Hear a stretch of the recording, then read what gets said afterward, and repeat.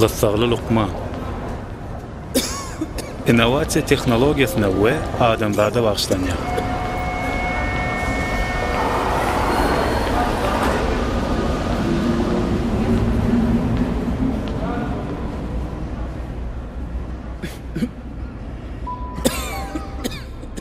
Soňky wagtla 8 minut galy.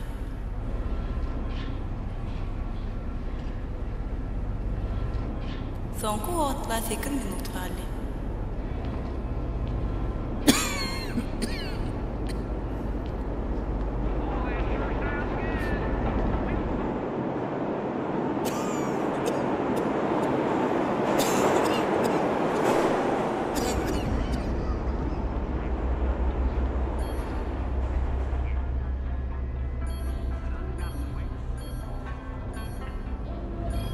Siz sow sayladyňyz. Gynanýar. Nagyt harit ýok.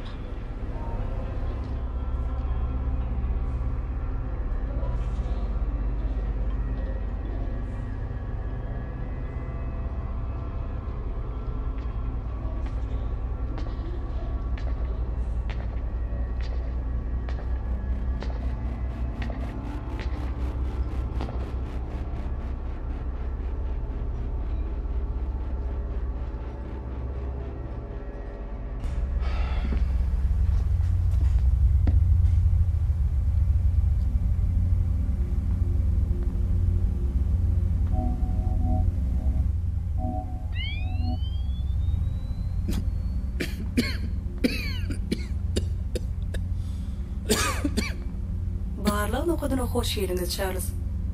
Näme? Salam. Siz 52 ýaşyňyzda. Siziň boýuňyz 188 santimetr. Siziň agramyňyz 89 kilo 60 gram. Sizde 2 sany kesel ýüze çykdy. Şolaryň birine mugat bejergi alyp bilersiňiz. Barynjy keseliňizde bejergi almak isleýäňizmi?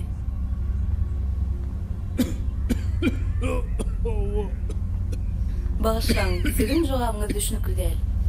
Haýş edýän, gaýdy. 126.360 bitcoinlyk goşmaça төлegi tasdiklamaňyzy haýş edýäris. Voilà. Awa. Töleg işleni.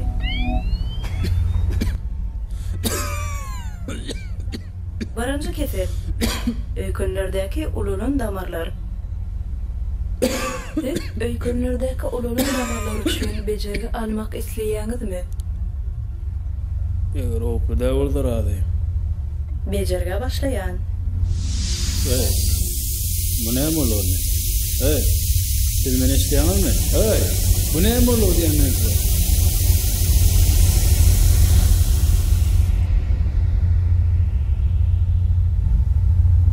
Bejergi tamamlandy.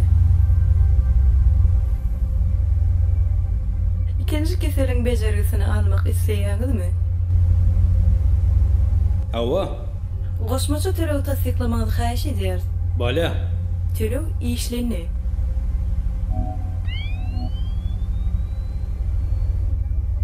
Kesel. Metastatik köp görünüşli glioblastoma.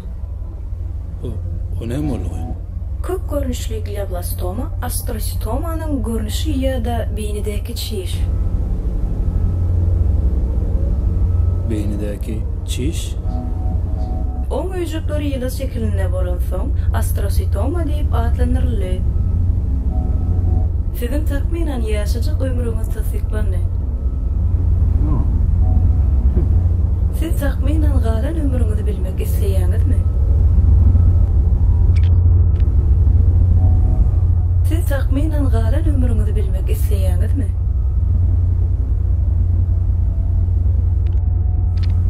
Awa. Awa. Siziň takminan galan ömrüňiz 156.982 sagatdan 5837 sagat. Bu takminan 8 ay.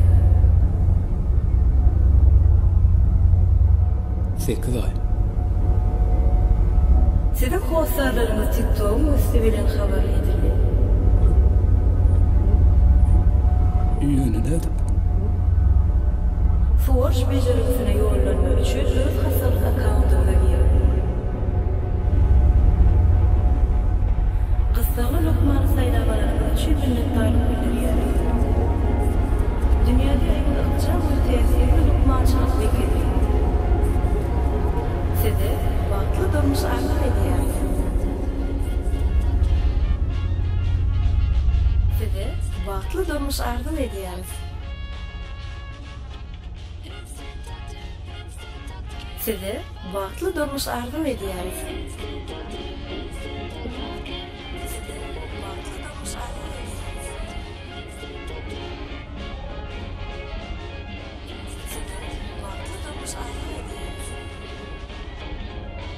Innovatsiya dünyanı xas qowlaşdyrýar. Belli bir nokada çeldi.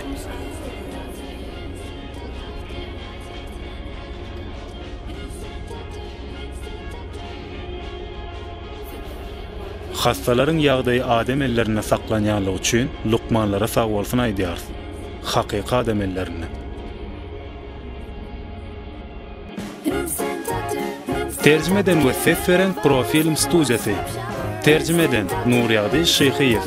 Ses rejissöri Rowşan Muhammetniýazow. Ses vermäge gatnaşanlar Arzu Wopamradowa, Nurýady Şeýhiýew, Remezan Hakimow.